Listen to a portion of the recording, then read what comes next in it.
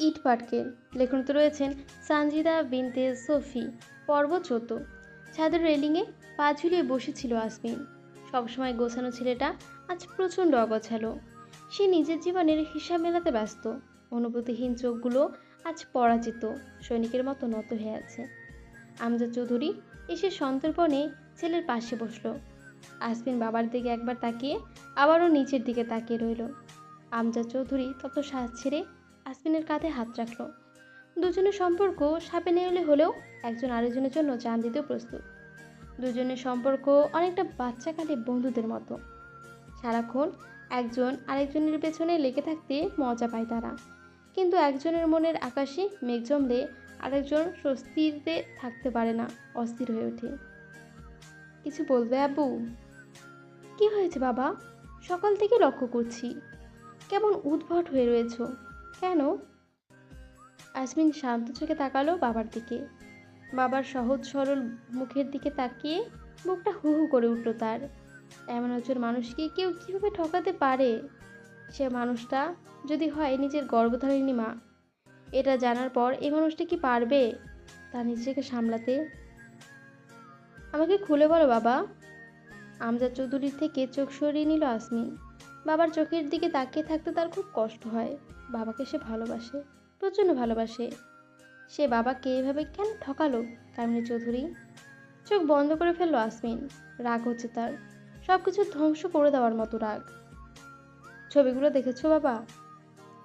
আমজাদ চৌধুরী হতাশ হলেন। ছেলের মুখ দেখে কখনো তার মনের খবর বোঝা যায় না, তাই সে সরাসরি জানতে চেয়েছিল। কিন্তু ছেলে তার মুখই খুলছে না। এসব কী ধরনের কথা আসমিন? আমি কেন আবার বিয়ে করতে যাব? তুমি জানো তোমার এই আচরণের জন্য তোমার আম্মু কতটা কষ্ট পেয়েছে। তোমার কাছে এমন কথা আশা করিনি আমি। আমজাদ চৌধুরীর গলায় তীব্র হতাশার ক্ষোভ। আসমিন ঘাড় ঘুরিয়ে তাকালো আমজাদ চৌধুরীর দিকে। ছেলের দৃষ্টি দেখে থমকে গেল আমজাদ চৌধুরী। দুই হাতে জাপটে ধরে কেঁদে উঠলেন। কি হয়েছে বাবা? আমাকে বলো। তুমি এখনো আমার কাছে সেই ছোট্ট আশু, যাকে আমি কাঁধে নিয়ে ঘুরে বেরিয়েছি। দুই হাতে যাকে আমি প্রথম কোলে নিয়েছি, হাঁটা শিখিয়েছি, কথা বলা শিখিয়েছি।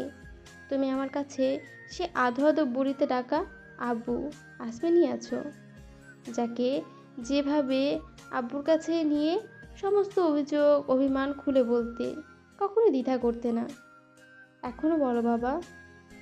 আসমিন তার বাবাকে শক্ত করে জড়িয়ে ধরল। ছেলের চোখের পানি দেখে দিশেহারা হয়ে গেল আমজাদ চৌধুরী। আজ পর্যন্ত ছেলেকে সে কাঁদতে দেখেনি, এমনকি নূর চলে যাওয়ার পরও সে কাঁদেনি। যখন তার মায়ের অ্যাটাকের জন্য হসপিটালাইজ হলো সে, আসমিন কাঁদেনি, রক্তিম চোখে শুধু তাকিয়ে দেখেছিল। আজ কি এমন হলো যার জন্য ছেলের চোখের পানির কোটর ছেড়ে বেরিয়ে আসছে? কয়েক মুহূর্ত নিজেকে সামনে নিল আসমিন। চোখের পানি মুছে আমজাদ চৌধুরীর ভয়ে শুকিয়ে যাওয়া মুখের দিকে তাকালো। তার কান্না ভেজা চোখ দেখে সেও কেঁদে দিয়েছে। ভেতর থেকে কান্নাগুলো আবারও দলা পাকিয়ে এলো। আসমিন আমজাদ চৌধুরীর দিকে তাকিয়ে শান্ত গলায় বলল, আমার কথা মেনে নাও বাবা। পাগল হয়ে গেছো? নিজের মায়ের সংসার ভাঙতে চাইছো? আমি অবাক হয়ে যাচ্ছি তোমার কথা শুনে। আমি চাই সে কষ্ট পাক আব্বু। আপনজন হারালে কেমন লাগে তার বোঝা উচিত। কাছের মানুষ বিশ্বাসঘাতকতা করলে কতটা কষ্ট হয় তা তার হাড়ে হাড়ে বোঝা উচিত। তার লোভ তাকে কোথায় নামিয়ে নিয়ে যাচ্ছে, আমি তাকে তার চোখে আঙুল দিয়ে দেখিয়ে দিতে চাই আব্বু।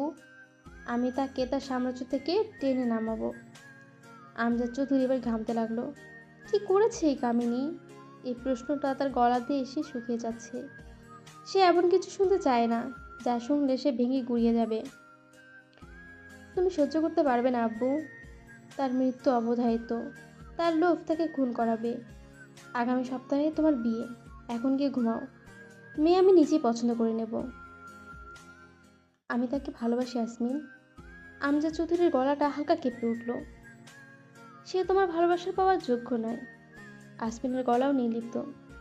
আমজাদ চৌধুরী টলমল পায়ে চলে গেলেন ছাদ থেকে। নূর তীক্ষ্ণ চোখে সব কিছু দেখল। এতক্ষণ সে ছাদের দরজায় আড়ালে দাঁড়িয়েছিল। পরিষ্কারভাবে কিছু না বুঝলেও এটা সে ঠিকই বুঝেছে যে আসমিনের মাথা খারাপ হয়ে গেছে। সকালে সব কিছু মজা ভেবে উড়িয়ে দিলেও এখন বিষয়টা খুব ভাবাচ্ছে থাকে। হঠাৎ হ্যাচকা টানে তাল সামলাতে না পেরে কারো শক্ত বুকের সাথে তার মাথা সংঘর্ষ হয়ে গেল। ব্যথা পেলেও কিছু বলল না সে। এটা আসমিন। আসমিন ছাড়া এটা কেউ হবে না, সে জানে। প্রেম পাচ্ছে। বিরক্ত চোখে তাকালো নূর। প্রেম কেন পাবে? আজব। এখানে প্রেম পাওয়ার মতো কি হয়েছে?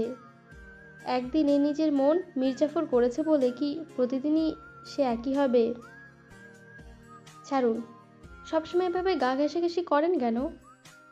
আসমিন অবাক হওয়ার ভান করে আর্তনাদ করে উঠল। মিথ্যে কথা! আমি সারাক্ষণ তোমার গা ঘেঁষাঘেঁষি করি নূর? আমার কত কাজ জানো তুমি? আমি শুধু মাঝে মধ্যে হালকা ঘেঁষাঘেঁষি করি, তাতেই তুমি দুদিন রুম থেকে বের হতে পারোনি। নূর হাঁ করে তাকিয়ে রইল, মনে মনে চিৎকার করে বলল, চুপ করুন, আপনি একটা অশ্লীল গিরগিটি। আসমিন নূরের মুখভঙ্গিকে পাত্তা না দিয়ে সিরিয়াস ভঙ্গিতে বলল, আমার কি মনে হয় জানো, আমার যে এখন জেনারেশন বাড়ানোর মতো গুরুত্বপূর্ণ কাজটা করতে ট্রাই করব, তখন আর তোমাকে খুঁজেই পাওয়া যাবে না। দেখা গেল তুমি কোনো সায়েন্স ল্যাবে অসহায় হয়ে ঝুলছো। তাই তোমার অত বড় একটা ট্যাক্সে ইনভলভ হওয়ার আগে উচিত নিয়ম একটু একটু করে প্র্যাকটিস করা। আসো, আমরা বরং সময়টাকে কাজে লাগাই। আমি থাকতে তোমার কোনো চিন্তা নেই। মিস্টার আসমিন জাইনের বউ হয়ে তুমি কোনো ল্যাবে কঙ্কাল হয়ে ঝুলবে, এটা মেনে নেওয়া যায় না। ব্যাপারটা লজ্জাজনক। নূর হতভম্ব হতে গিয়েও হলো না। আসমিনের কথাগুলো মাথায় গোল পাকিয়ে খিচুড়ি হয়ে গেছে। সে শুধু চোখ বড় করে তাকিয়ে রইল আসমিনের দিকে। এদিকে আসমিনের কয়েক দফা চুমু খাওয়া শেষ।